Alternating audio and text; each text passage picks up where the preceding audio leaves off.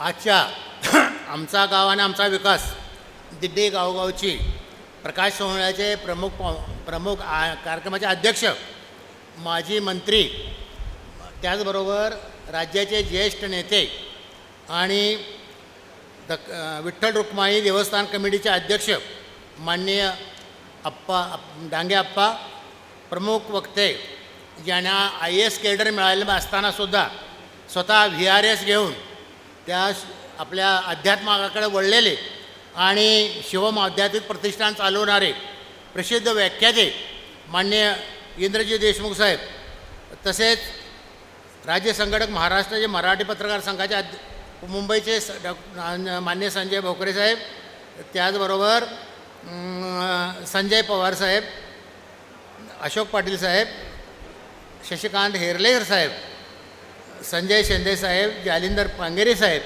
अजित पवार साहेब, त्याचबरोबर आमचे स्नेही आणि आम्हाला ज्याने निमंत्रित केलं ते किशोर शाह साहेब, त्याचबरोबर प्रभाकर पाटील आणि सेवानिवृत्त DYSP माननीय BM पाटील साहेब, सेवानिवृत्त कृषी प्राध्यापक माननीय डॉक्टर राजाराम घाटगे साहेब, कुंडलकर साहेब, माझ्यावर आलेले कुलपचे रोहित देवकर साहेब, वारकरी मंडळी आणि बंधू आणि भगिनींनो, आमचा गाव आणि आमचा विकास या कार्यक्रमासाठी मला निमंत्रित केल्याबद्दल माननीय किशोर शाह आणि ते सर्व सहकाऱ्यांचा मी प्रथमतः आभार व्यक्त करतो. आपल्या महाराष्ट्राला अनेक संतांची परंपरा आहे. त्यामध्ये संत ज्ञानेश्वर महाराज, तुकोबाराय यांच्या अमोल ग्रंथांची त्यामध्ये फार मोठी भर आहे. ज्ञानेश्वर महाराजांनी लिहिलेली ज्ञानेश्वरी आणि तुकारामच्या गाथा आज 750 वर्षे होऊनसुद्धा त्याचं अखंडपणे महाराष्ट्रामध्ये सगळीकडं पारायण चालू आहे. आणि त्यामुळं ग्रामीण भागामध्ये अध्यात्माची आवड आणि गोडी निर्माण झालेली आहे. महाराष्ट्रातल्या 18 पगड जाती, गोरगरीब, त्याचबरोबर शेतकरी, शेतमजूर आणि यांचे आराध्य दैवत म्हणजे पंढरपूरचा विठोबा आणि त्याच्या दर्शनासाठी आणि त्याच्या ओढीनं संपूर्ण महाराष्ट्रातील गावागावातून दिंड्या काढून आषाढ आणि कार्तिकी वारीसाठी जाणारे अनेक वारकरी आजचे अध्यक्ष साहेब आहेत, ते सुद्धा आमच्या डांगे आप्पा प्रत्येक वारीला पंढरपूरला जातात. आता मला खास करून आवर्जून उल्लेख केला पाहिजे आणि जातात. त्यामध्ये आम्ही याचं कारण म्हणजे समाजामध्ये असणारी आजची अस्वस्थता आहे, त्याचबरोबर चिंता आहे, ताणतणाव आहे, भय आहे आणि त्यामुळं हे मंडळी तिकडे जात आहेत. इंग्रजीमध्ये एक म्हण आहे, चॅरिटी बिगिन्स ॲट होम. म्हणून आपण आपल्या स्वतःपासून सुरुवात केली पाहिजे. म्हणून माझं गाव आहे कुरळप, तालुका वाळवा, जिल्हा सांगली. या गावामध्ये मी दिंडीची सुरुवात केली 10 वर्षापासून आणि दरवर्षी ही दिंडी आम्ही पंढरपूरला पाठवत आहे. आणि त्यामध्ये दिवसेंदिवस महिलांची संख्या वाढते आणि दिंडीहून परत आल्यानंतर त्या महिला भगिनी आणि त्यांचा पुरुषांचा चेहरा बघितल्यानंतर त्यांच्यावरचं समाधान जे आहे ते बघितल्यानंतर खरोखर फार मोठा आनंद आम्हाला मिळतो आहे. त्याचबरोबर त्यामध्ये दिंडीमध्ये पुरुषांची आणि खास करून आज ज्यांना मोबाईलशिवाय दुसरं काही नाही आणि व्हॉट्सॲप युनिव्हर्सिटीमध्ये जी तरुण गुंतलेले आहेत त्यांचीसुद्धा संख्या वाढत आहे. ही समाधानाची गोष्ट आहे. आपल्या पत्रिकेमध्ये एक स्लोगन आहे की आमचा गाव आणि आमचा विकास, ते बघायला मिळाले. त्यात फार मोठी संकल्पना आहे. मला आठवते की आपल्या देशाचे राष्ट्रपिता महात्मा गांधींनी सांगितलं होतं की खेड्याकडे चला, कारण आपला देश हा खेड्यापाड्यांचा देश आहे आणि खेडे हे आत्मनिर्भर आणि प्रगती झाल्याशिवाय भारत देश सुधारणार नाही. म्हणून महात्मा गांधींनी खेड्याकडे जाण्याचा आपल्याला शब्द दिला. पण आज मात्र माझ्या गावाचा जो विकास आहे तो शासनानं करावा, माझा त्यात काय सहभाग नाही, अशी भूमिका घेतली जाते. मला आवर्जून या प्रसंगी विनंती करायची आहे की सगळ्यांनी यामध्ये स्वतःचं काहीतरी योगदान दिलं पाहिजे. त्याशिवाय गाव स्वयंपूर्ण झाल्याशिवाय आणि गावाचा विकास झाल्याशिवाय आपल्या देशाचा विकास होणार नाही. आमचा विकास या गावामध्ये, माझ्या कुरळप गावाच्या विकासामध्ये ज्या अधिकाऱ्याने उल्लेख केला त्यामध्ये मला 2 अधिकाऱ्यांचा उल्लेख करावा लागेल.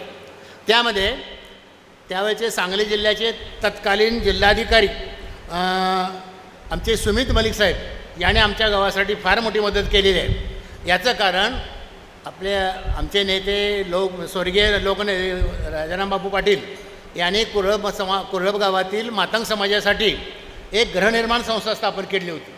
आणि गृहनिर्माण संस्था स्थापन करत असताना ती जागा आयतोडी खूरच्या लगतच्या असल्यामुळं, ती सर्वे नंबरमधले जागे असल्यामुळं त्याला आयतोडी खूरचं नाव लागलं. आणि घरं झाली, सगळं झालं, लोक राहायला गेले. परंतु त्यांचं आयतोडी खुर्द लागल्यामुळं त्यांना शासनाच्या येणारे कोणतीही योजनेचा फायदा मिळाला नाही.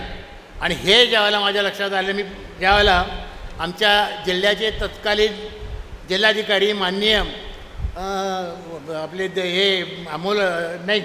तत्कालीन सुमित मलिक साहेब, त्यांना मी सांगितलं की साहेब 10 वर्ष झाले हा प्रश्न पेंडिंग आहे. त्याने मला सांगितलं तुम्ही 4 दिवसांनी या, तोपर्यंत मी बघून घेतो. त्यांनी सगळे फाईल बघितली आणि 4 दिवसाच्या आत निर्णय दिला आणि कुरळमध्ये समावेश केला. त्याप्रमाणे गॅजेट निघालं. त्यानंतर त्या लोकांना सगळ्या सुविधा मिळालेल्या आहेत. त्याचबरोबर दुसरा एक आम्हाला सांगायचं आहे की आमच्या गावची पिण्याच्या पाण्याची योजना ही 1982 साली झाली. त्यावेळेला तत्कालीन मुख्यमंत्र्यांनी 1980 पूर्वीच्या ज्या योजना होत्या त्यांना लोकवर्गणीची 10% आहे ती सगळी माफ केलेली होती. परंतु आम्हाला मिळत नव्हती. म्हणून आम्ही त्यावेळेचे जयरथ म्हणून साहेब जे होते चीफ एक्झिक्युटिव्ह ऑफिसर, त्यांना भेटलो आणि त्याने आम्हाला ते माफ करून दिली. त्याचबरोबर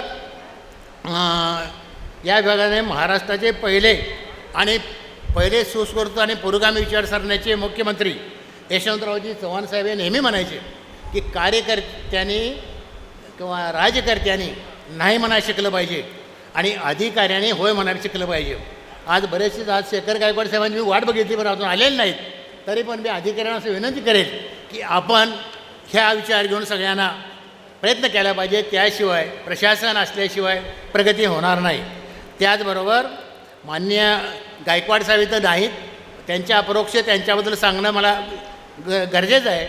कारण ते ज्यावेळेला जिल्हाधिकारी होते त्यावेळेला त्यांनी आमच्या गावामध्ये आले आणि त्यांचं प्रमुख काम केलं असेल तर सांगली जिल्ह्यामध्ये ब्रँडिंगचं काम फार मोठं केलं.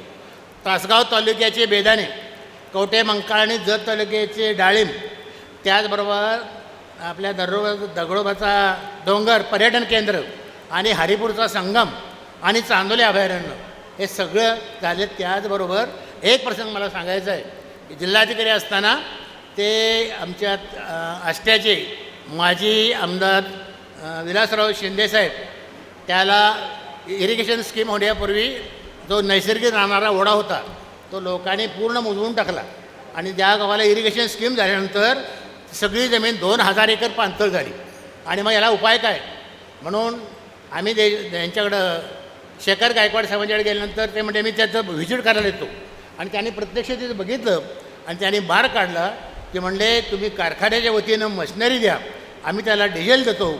आणि जवळजवळ आम्ही त्याला पोकलेन आणि JCB देऊन 1 महिना काम चाललं होतं.